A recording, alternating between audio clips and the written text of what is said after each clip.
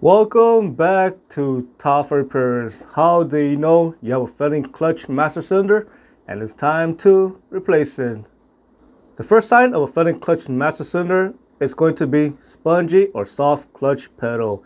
When you step on the clutch pedal and it feels soft or spongy, it is going to be caused by fluid leak or there's going to be air in the system. If you see fluid around the clutch pedal area, it's going to be caused by a bad clutch master cylinder seal. When that clutch master cylinder is failing, again, it's going to cause fluid to leak out of that area. So make sure to replace the clutch master cylinder and make sure to use Dodge 3 brake fluid. And then of course, make sure to bleed the system for air. The next sign of a failing clutch master cylinder is going to be you're going to have a hard time changing gear. If you find yourself forcing to change gear and you hear a grinding noise, it's going to be caused by a failing clutch master cylinder. The reason why it is failing is because there is little to no hydraulic pressure in the system when the seals are bad. The next sign it is time to replace the clutch master cylinder is going to be the clutch pedal stick to the floor.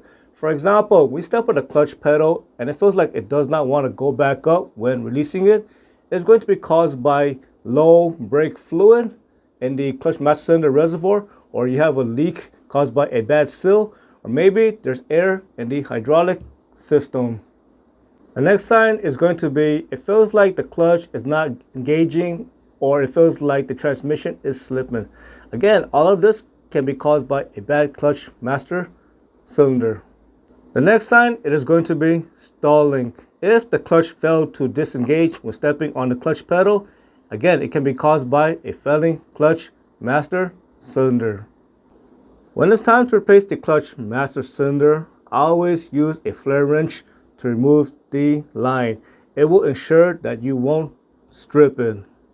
Next, when you install the clutch master cylinder, I always adjust the push rod by loosening up the lock nut. So you're either going to make it tighter or looser. Make sure there's a little bit of free play, around 10 millimeter or so. Now, if there is too much free play, the clutch pedal is going to feel loose. So you're going to have to adjust the push rod again by turning clockwise or counterclockwise. You're going to have to play around until the free play feels correct. And of course, make sure to bleed the system for air by stepping on the clutch pedal, and make sure to crack open the slave cylinder bleeder valve. And of course, make sure to keep topping off the clutch master cylinder reservoir. And of course, make sure to test drive your vehicle to make sure everything feels okay. I hope you found this video useful. As always, thank you for watching and subscribe to Top 5 Auto Repairs.